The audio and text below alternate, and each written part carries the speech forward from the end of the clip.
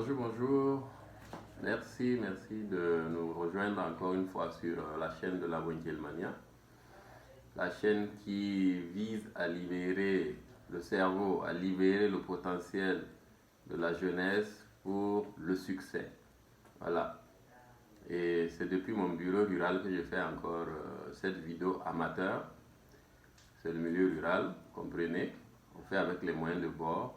Et aujourd'hui, j'aimerais vous parler de ce qui a fait l'objet de ma recherche à l'université, de mes travaux à l'université. Parce que depuis, je parle tout le temps du concept de la Wenkelmania, je parle tout le temps de l'entrepreneuriat, je parle tout le temps de l'état d'esprit pour entreprendre. Voilà. Mais beaucoup ne savent pas que, en fait, ça ne vient pas du néant. C'est le résultat de mes travaux que je suis en train de promouvoir. C'est des résultats que je suis en train de vulgariser. Voilà. Et je me présente encore pour ceux qui ne me connaissent toujours pas. Je suis Ikwanga François Lompo.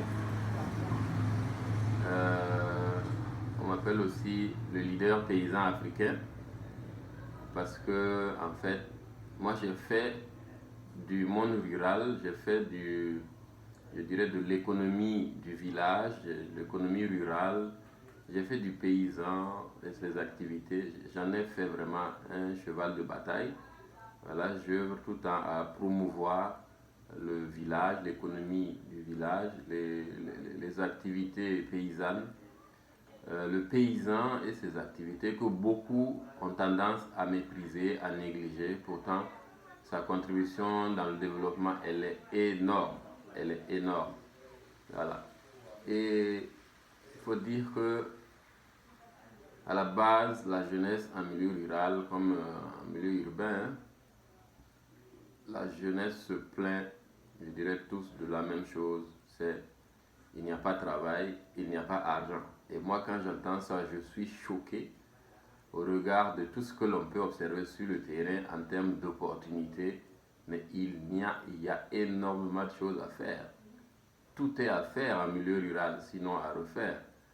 Il y a plein de choses qui se font. Observe, regarde juste autour de toi. Il suffit de regarder. Rien que moi, quand je regarde là où je suis assis, cette maison-là, c'est du travail, c'est de la maçonnerie. Vas-y, engage-toi dans ça. Hein? Ce sac-là, c'est du commerce. Peut-être tu ne peux pas fabriquer des sacs, mais tu peux au moins en commercialiser. Tu peux vendre. Et ça, c'est de la couture. Voilà, je salue les couturiers. C'est de la couture. Donc, soit tu apprends à coudre ces vêtements-là, soit au moins tu vas acheter du prêt-à-porter pour le revendre. Il y a plein de choses à faire, plein d'opportunités en milieu rural. Et justement, notre rôle, c'est d'ouvrir les yeux de la jeunesse, surtout nos frères qui sont allés à l'école, qui ont eu une certaine façon, un certain regard maintenant qu'ils rejettent sur le village, un regard méprisant. Voilà, ils prennent l'activité, l'agriculture comme une activité dévalorisante. Il y en a même qui ne veulent plus retourner au village.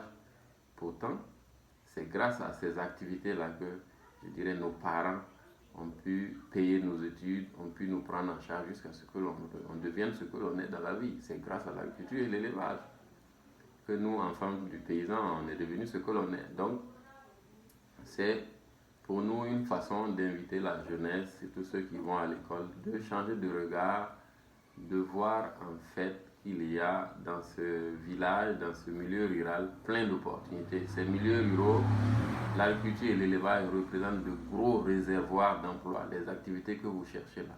Allez au village, développez les activités que vous voulez. L'emploi que vous recherchez dans la fonction publique comme agent technique d'agriculture, retournez au village et prenez une terre, transformez-la et vous avez votre propre emploi. Voilà. Donc, à la base, pourquoi est-ce que j'ai fait cette recherche sur l'entrepreneuriat rural? Il faut dire qu'il y a plein de raisons. Hein. Voilà. Déjà, moi, en tant que juriste d'affaires, j'ai fait droit des affaires pour commencer. J'ai bien d'autres diplômes, mais je me focalise surtout sur ce profil de juriste d'affaires.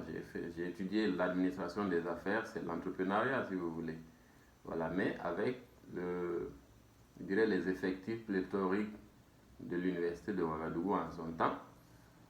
On fait juste un examen de sortie à l'année de maîtrise. On ne fait pas de recherche, on ne soutient pas, on ne présente pas un mémoire, non. Et pour moi, c'était comme une formation incomplète. Et je cherchais l'occasion vraiment de pouvoir l'achever, faire une recherche sur un sujet qui me passionne. Voilà, un sujet aussi passionnant qui est intéressant comme l'entrepreneuriat, les affaires, le business. Et tant mieux, quand j'ai fini ma maîtrise en 2010, je suis allé en milieu rural, m'engager comme agent volontaire à la mairie de Diapangou. Et pour moi, c'était comme une occasion de faire une étude du milieu rural. Toute ma question, c'était, mais tout le droit des affaires, l'entrepreneuriat que j'ai étudié à l'université, comment est-ce que je l'implémente en milieu rural? Comment est-ce que je fais la promotion des affaires? Comment est-ce que je motive la jeunesse rurale à s'engager, à créer des entreprises dans le domaine agricole et tout ça? Et vraiment, je dirais cette expérience professionnelle, c'était la meilleure parce que c'est justement dans ça que je peux dire que j'ai découvert ma voie, hein, d'accompagner la jeunesse rurale à se réaliser, à libérer son potentiel. Et c'est l'un des objectifs justement de cette chaîne. La chaîne Bontjelmania, elle vise à libérer le cerveau, à libérer le potentiel pour le succès. Et justement, j'étais donc dans mon milieu rural et je suis tombé sur le master en développement de l'université Senghor. Et j'ai dit, tiens, c'est super, c'est l'occasion pour moi de pouvoir enfin faire des travaux, une recherche scientifique sur un sujet qui me passionne depuis là. Et une fois à l'université Senghor, justement, mon sujet a porté sur la promotion de l'entrepreneuriat des jeunes en milieu rural. Et ça portait sur le cas de la région de l'Est, le Goulmou, au Burkina Faso. Et c'est bien une réalité de beaucoup d'autres, je dirais, pays africains, hein, parce que étant à Senghor, j'ai eu le temps de faire un tour en Côte d'Ivoire, au Sénégal, au Mali, au Niger. J'avais aussi des collaborateurs du Congo, de la Centrafrique, du Cameroun. C'est pratiquement les mêmes réalités, pire encore avec le contexte du défi sécuritaire. Voilà. Donc j'ai eu l'occasion justement de travailler sur ce sujet. Pour moi, pourquoi est-ce qu'il fallait faire cette recherche? Parce que moi, je me suis toujours posé une question. Comment est-ce que dans ce milieu rural plein d'opportunités, comment est-ce qu'on peut comprendre que les jeunes n'arrivent pas à les percevoir? Et du coup, dans le même temps, certaines personnes arrivent à percevoir ces opportunités-là et viennent en milieu rural et se font des millions, de l'argent, énormément de millions, tandis que d'autres sont assis là sur place, voilà, et ils disent qu'il n'y a pas de travail, ils n'arrivent pas à avoir ces opportunités-là. Je ne sais pas, peut-être parce qu'ils sont dans la boîte, comme on le dit souvent, et il faut souvent du recul, quelqu'un de l'extérieur pour venir peut-être vous ouvrir les yeux là-dessus. Et au fond, je fais comme ce qu'on appelle la philosophie de la réussite, hein. Je voulais comprendre comment est-ce que certaines personnes arrivent à réussir dans la vie, tandis que d'autres n'y arrivent pas. Comment est-ce que certaines personnes deviennent riches, tandis que d'autres, elles finissent pauvres. Ça, je voulais vraiment comprendre tout ça. Et puis, il y avait un faux débat que les gens, la jeunesse, aime mener toujours pour dire que pour entreprendre, il faut être diplômé, il faut être scolarisé. Ben, je voulais comprendre tous ces débats-là. Et c'est ce qui m'a poussé vraiment à faire cette recherche-là. Et j'ai eu des résultats vraiment super impressionnants sur lesquels je reviendrai certainement dans la prochaine vidéo. Merci déjà pour tous ceux qui nous suivent. Merci pour vos partages. Merci pour vos soutiens également. Merci de vous abonner également sur notre chaîne pour ne pas manquer nos vidéos et différentes présentations. La Bontjelmania en marche. À très bientôt.